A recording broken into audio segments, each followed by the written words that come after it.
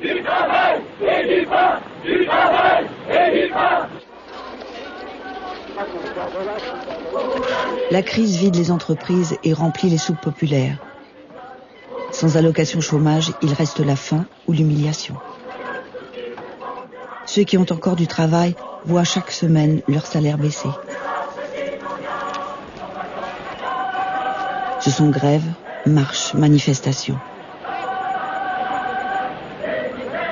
Devant la crise économique et sa conséquence, la montée des fascismes en Europe, une certaine France se serre les coudes.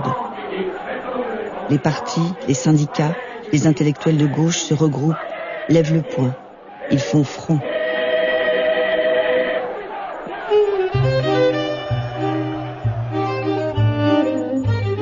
En juin 1936, la gauche unie remporte les élections.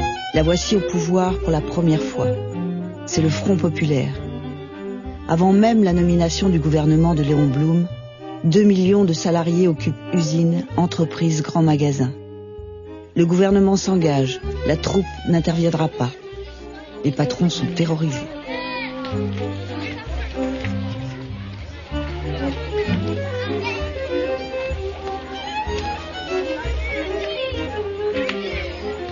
Marre des cadences infernales sur la chaîne. Je fais grève et j'occupe mon usine. Ça va changer.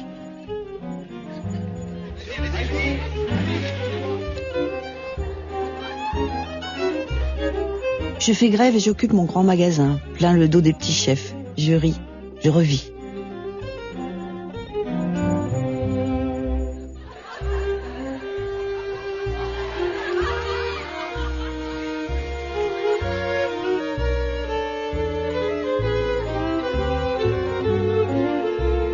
Je crois qu'il y avait là un mouvement de libération profond.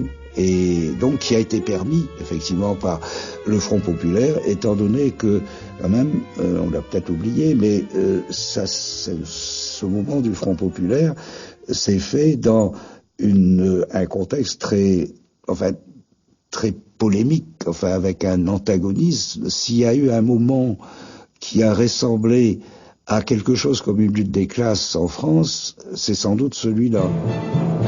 Dès son arrivée au pouvoir, le Front populaire entame des négociations entre partenaires sociaux. Le 8 juin sont signés les accords de Matignon. Patronat et syndicats acceptent la généralisation des conventions collectives, une majoration des salaires de 12% en moyenne, l'instauration de la semaine de 40 heures et 15 jours de congés payés.